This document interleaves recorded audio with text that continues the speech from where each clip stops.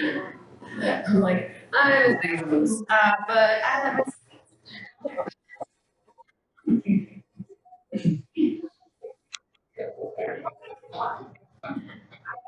standing up.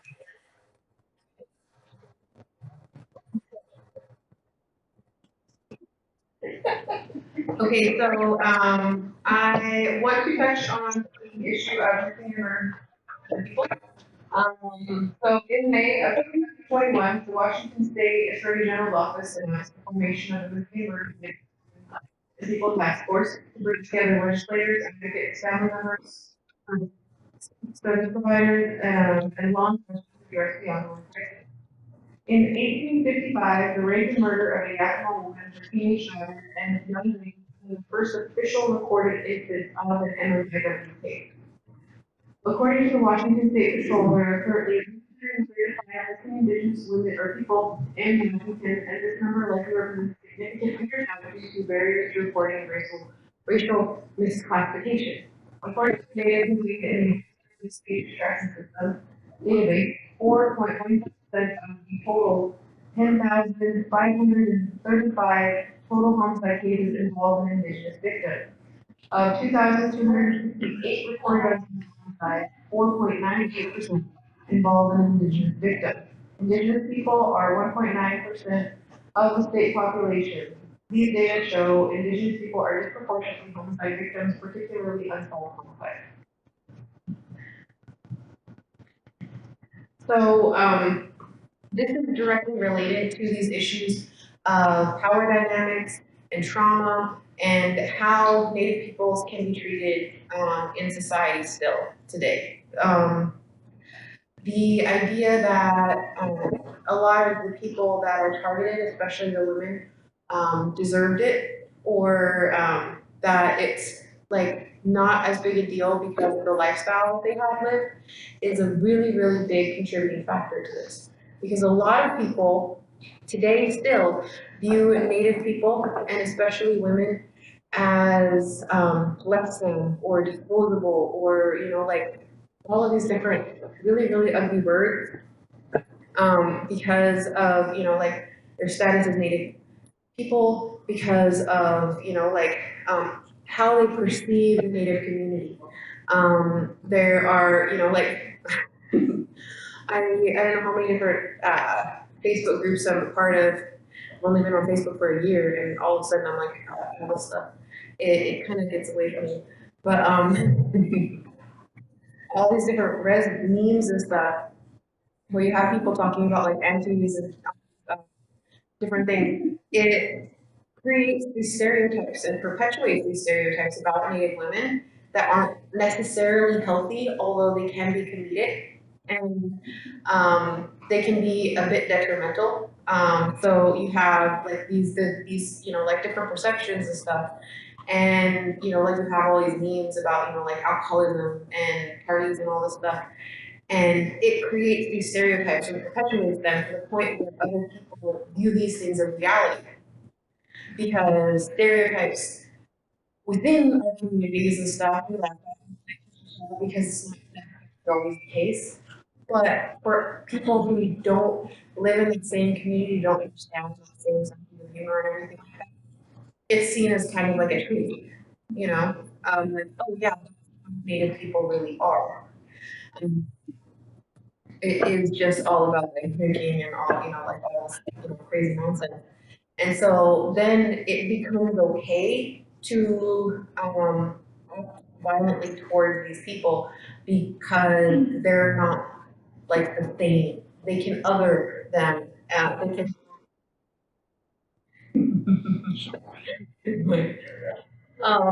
So it's kind of like a process where you distance yourself from the act of harming a Native person because it's okay, because like they're not really people, they're not the same as me, they're not like they don't have the same values and morals or any of these different things, so it's okay. And it's not. It's really, really not. There's no such thing as a throwaway person. And like once we get past these ideas, then we can start to make progress towards, like working through these different issues. Um, it's something that's very, very near and dear to me personally. Um, uh, I feel like it's touched a lot of people's lives, you know, like here in this community and across Indian country.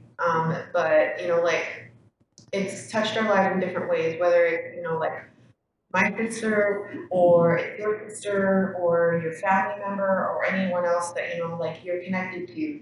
And it's really important to understand how these things can happen. And I mean, part of it is like gaps in the law that allow this kind of thing to continue, and how, you know, like you have laws like the Violence Against Women Act, which are supposed to support and protect Native peoples and communities, but allow for loopholes that people use to continue to perpetuate this violence. And so, like, one of the examples that I usually pull from, and I mean, we can go into more details of these different issues. And if you want more information, that's totally cool. I used to teach a federal Indian policy class, um, the lecture over at Eastern Washington University, and so like if you want more information on this stuff, I can totally give it to you. But there are loopholes and different ways that Native people can be targeted because tribal police and different groups don't have the authority to protect our communities and our people. And so it's really frustrating because, you know, like if someone, and this is the majority of the time, not always, but if someone does do these sort of things, like major crimes, like rape or murder of Native people, um, and they're non-Native, then they can get away with it easier than a tribal member can. So it's really, really unpleasant to deal with and accept, but it is most commonly the case. Not to say that there isn't, like, they were talking about that lateral violence where they don't, you know, like do these things to one another because it happens a lot. I know that there are probably many people in this room who've experienced that lateral violence too, but in this case, it's more often than not a non-native white person who is doing that to Native women and people. But they're working, so we'll see. All right.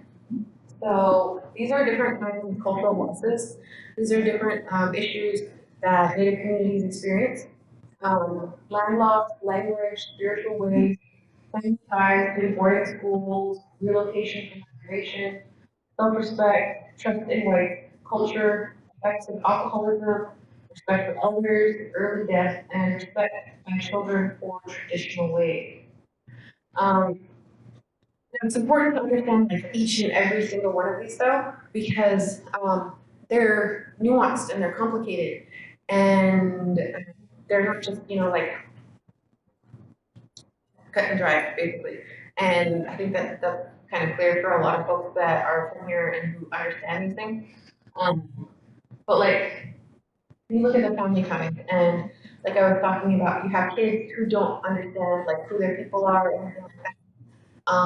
My nieces were spending a couple of days with me they're here at the school and they're 10, and they were saying like that their friend doesn't know who their parents are. And I was like, how does that work? They're like, their grandma raises them. And I'm like, okay, but they should still know who their parents are, right? Like their names and stuff. And they're like, no, they don't know who their parents are, their names or anything. And I'm like, how is this possible? But you have situations like that, right? Where you have kids who are raised by their grandparents and different people, and they don't have like a real tangible connection to their parents because one of them is dead and one of them is in prison or something like that. But you also have a much more advanced kinship network in a lot of Native communities where there's no such thing as like close family and extended family, it's all the same. I know for me personally, most of my cousins, we grew up like siblings. We grew up together with everyone running around. And even though most of my family is, you know, like across the mountains and stuff, I was always very, very close with them. And I mean, for me, like most of, because I have like a blended family and because my dad is very, very aged, I have nieces and nephews that are my age and older. And so, like I grew up with them, like super duper close. And you have, like all of these different things that happen in our communities and stuff. And you have people who, like go to funerals and different things like every weekend, right? And so this is a part of the trip too, and understanding it and understanding how things work in Native communities is understanding, like that there is no such thing as, like extended family, because it's all family, it's all just family. So you have, like, oh, we have to go to cousin so and so's funeral, and this was, like just last weekend or something. And my family all had to go to Nashville, and it was, like I was like, well, what cousin is this? And then she's like, it doesn't matter. And then she was like telling me about it later. And she was like, she was, so you're like, your grandma who was passed away before I was even a thought. Um, her mom and her mom were sisters, and so she was my first cousin, so she would be your second cousin. And I was like, oh, okay, now I understand. But like I was just like, it's a cousin, whatever. Um, but then she explained it and stuff, so I understood. But it was like, oh, so all of us, the whole family has to load up and go to Nespelem for the funeral and everything. And that's a very, very common occurrence for like our communities. It's just like, oh, this cousin's funeral is coming up, or this person in the community's funeral is coming up, and there's not really that clear distinction between like, oh, that's your first cousin, so it doesn't matter, or it's your second cousin, so it doesn't matter, or it's your third cousin, because they're all super close and connected. Because when you're a kid, it's just like that's your cousin, and that's all you need as an explanation, and you're just like, oh, it's fun. The twins are always asking me about stuff like who they're related to and who's their family and stuff, and they're really excited when they find out, like, oh, my cousin, that's my family, and it's all, like it's important to understand who you're related to and everything, and understand these complex family ties and stuff, um, because it tells you, like how you relate to your community and everything like that. And I know someone was talking about how important it was, especially for this particular training, to make it clear how important family ties are, how important it is to understand these relationships and this kinship network and how our communities operate. Because, like all of these people are family, they're all close, they're all, like tied to us in some way, shape, or form. And for some people, they don't understand that. I know when I grew up here, it was very common. It's like, a funeral every weekend or something like that. It's not uncommon. But when I went to school and I went to, like different places, I learned that some people have never gone to a funeral their whole life. It's like how I've never gone to a funeral. And they're just like, oh, like my grandparents just alive. Yeah, like every in their whole life. And they're just like, well, we're not, like connected to them in the same way. And that, like your family is so nuclear, so small that the people that could, like that they're related to, their cousins and stuff like that, they weren't considered family in the same way. And that, like their uncles and stuff and aunties and all these different people weren't considered family in the same way. And it wouldn't impact them. Like, how is it even possible? I remember grieving intensely for, like my uncle who passed away last year. Just because he was a knowledge keeper in our family. He knew the family tree, and you'd ask him about, like who you're related to and all this stuff, and like about these different family stories and things. And when we lost him as a part of our family, it was really devastating because it was just like a connection to these past generations and all of this huge kinship network was lost. And now, I'm like, who's there to carry it on? Who's there to keep, like all that information so that so and so knows not to marry their cousin? And, uh, I've got some cousins in America, it's a thing that happens, but it's not like ideal. But it's very important to understand those networks and everything, and so that when you're working within these communities, you understand like that it is, like a big deal for us to lose those family members. That it's not just, like a cousin. It's not just that because it can be like a sibling to you.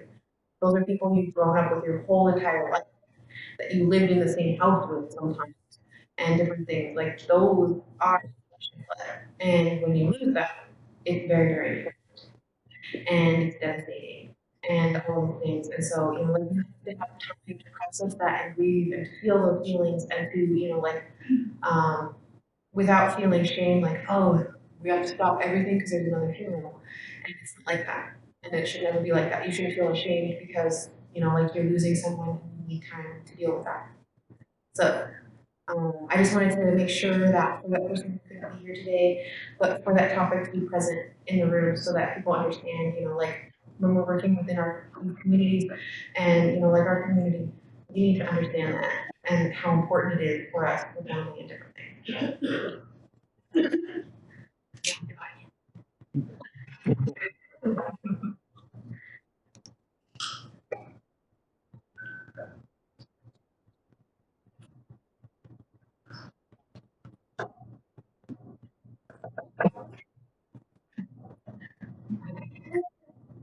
So another is, what we talked about earlier, testing white book. And, like you have people who come into this community who want to help and do what they can. If they don't understand the dynamics of the community, it can create more than amiable experience. So, I just want to make it clear that, like, not everyone is trying to be a white savior and be like, I will save the Indian. And, like, someone make it clear that, like, there are so many complexities involved in this. And there is a learning curve, and there are ways that we can adapt and, like help other people so that they can serve in these communities and do good work and help serve, and not just, like exist on the tertiary outside edges and, all these different things, but, be like beneficial to the community and stuff. So it's really, really important to me for, like y'all to understand because that's what this is about, is creating relationships so that we can work harmoniously with one another. And all of us need to understand the biases that we come in with, and they're not all one-sided.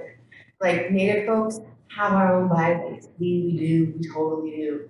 And like when we understand those and unpack those and understand, like how it works for other people as well, then we can break down the barriers and have a more harmonious relationship.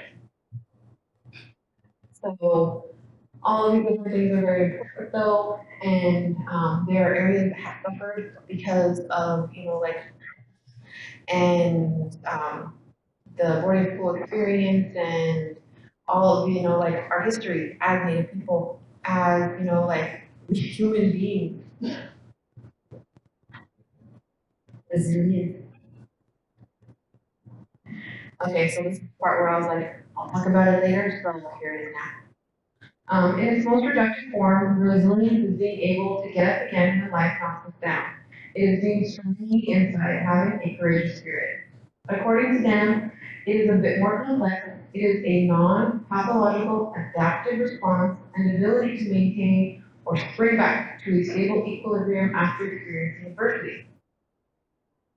This definition by arguing that for years, when people discuss they only focus on the negative, neglecting the strengths expressed by individuals and communities as powerful stories, histories, and strategies for resilience are often in higher realities of inequality, injustice, and poverty.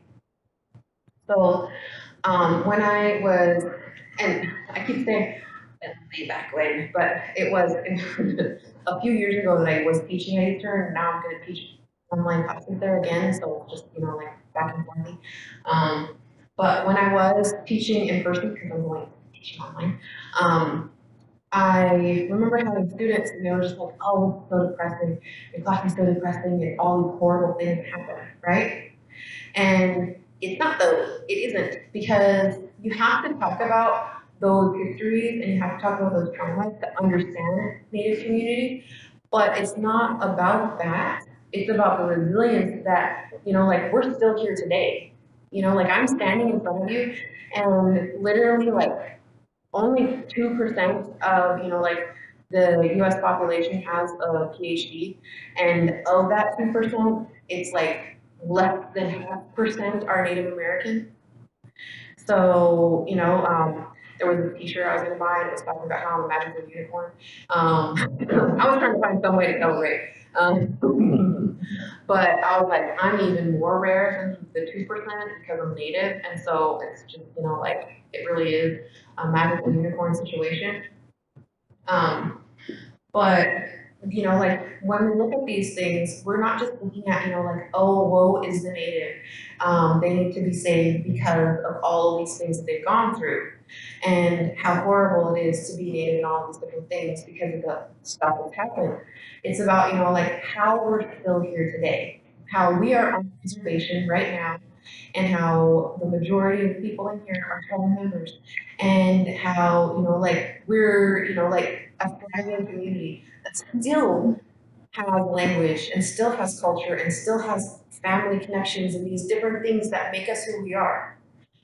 Despite the fact that all of these things, all the generations of, like history and past and borders and all these different things try to wipe us out. By value, not just like wholesale slaughter, where people collected money for scalps and all that horrible awful stuff, but like that we were able to survive that and thrive today. And that's what's really important. And so when we look at all of these different things and look at this past, it's to help inform you about, like what we've gone through, but it's not the whole story. The story is how we were able to survive. The story is how we're here today. The story is how, like we're working to undo that, to understand it and move forward in a good way. To understand, like how to build communities. And, like that's part of this training too, is just understanding like cultural competency, understanding your history, and understanding how to work well with these other people so that you can help build up, your community base and everything. So it's more than that. It's more than just, like the sad stuff. It's more than the heartbreak. It's more than, like physical abuses and the health disparity and all these things. It's about how we have a system in place now to help track those different things. How we have laws in place now to help prevent those things, even though they're flawed, they still exist. How we have policies in schools to help support culture and language. How we're working towards healing in these different ways. I think you could add on the family culture, their tradition, because to break those cycles is so clear. And you have to continue to keep working towards this so that the children will follow. Kids that from the outside on, you have all these policies, programs, but it starts from home. Absolutely. So getting this here by then, which is super duper awesome, by the way. If anyone wants to read it, I'll totally send it to you. But in this article, it talks about resilience and how families construct narratives about that history that actually support resilience and strength in their homes. And so this one is specifically about like, the Coeur d'Alene family and how they have stories of, like the different wars that their people have gone through and the different things that have happened specifically to their community, not just, like Native peoples in general, but how like those experiences, like made them stronger as a family, as a community, how they were able to overcome those things and how to survive. And those stories were stories of strength and overcoming and power. And so as they shared those stories, the later generations were proud of who they were. were proud of their identity. They were proud to be Coeur d'Alene, and they carried that strength with them and passed it on. And so like you have these little, like sub communities within, like the tribal community that are super duper like empowered about their identity and their strength and know who they are and have that connection to their language and their culture and their personal family history that makes them more able to handle the trauma that get past them. Like they have, like they have the same experience as all of us do. They have, like these traumas about, like wars and different boarding school experiences and things, but they were able to hear those stories and instead of feeling like weakened by it or like less than because of those, they were able to be empowered. And so like having these stories and passing down its strength is important too, because a lot of people don't think about how important it is to carry on, like those stories of strength. And when I was a kid, I remember my dad telling me about how his grandma told him stories of how they survived during the battle or wounded knee, right? Because that was a slaughter. The government came and circled the entire area and they had machine guns and they just took everyone out. And how did anyone survive that, right? They have pictures of that experience, like bodies frozen in the snow. It's really intense and horrible. But the story was that one of the grandmas went to a cut bank and dug it out and then hid all the kids in that cut bank so that they wouldn't get killed. And then later the kids were able to get out of there and they were able to survive. And, like that story is a story of strength and survival. And that's the story that my dad carried. Like, yes, Wounded Knee was a slaughter. Like so many people died during it. But my family has some people who were able to survive that. And actually my great grandma was able to survive that. And how she was able to come out of it and say, like, hey, but that's why I'm here today. That's why I'm here today. And, like those kind of stories were the ones where it was like you're proud because of that strength, because of that foresight, because of, like that's survival and stuff. And so, like when you have these stories, not just the bad stories, not just the sad stories, not just the stories, like of loss and heartache, but the story of strength, those empowered and those can carry on and, make people stronger in the face of all of these adversities. And, like that's where this resilience comes in, where, like you have these different strategies and they help combat all these issues of inequality and justice and harmony. Um, when you are able to see the reality but you're also able to take strength from like the family or your community and stuff. Well,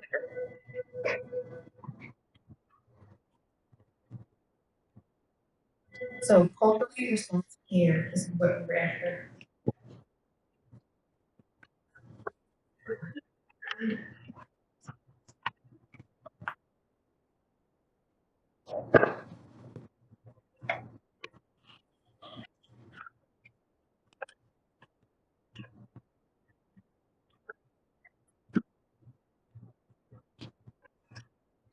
All right, so clinicians that work with Indigenous people and stations and trauma should be aware of culturally appropriate treatment plans. Most Indigenous people's belief systems about mental health and healing are very different from Eurocentric viewpoints. For Indigenous peoples, it may not be a length of time that is required to heal, rather the intensity in which they engage in the process. Therapy intense rehabilitation shows therapy it provided chronic relief as study fails over a longer period of time. So for my family, like we go to winter dance pretty much every year, and that is like the restart of the year and everything. It's when you make these different prayers and offerings and stuff, and it's really really big for our family. And uh, some of my siblings help host a ceremony in Canada, and it's been something that our family has done for generations, I think. But those ceremonies are where they bring their issues, their problems, what like they need to work on for the year and, you know, like the work and everything. And that's how they respect it. And it's intense. And it's 4 days of ceremony and it involves sweating and all these different things. And that's how, you know, like we take care of ourselves. That's how my family has taken care of themselves for years. Not, you know, just like exclusively that, but it's a very, very major component to, you know, like being is being able to go to those therapists to bring, you know, like these different issues to those families and let them go over these. In addition to that, um, my on my dad's side, also like the Lakota side, we go to Sunday. And I've gone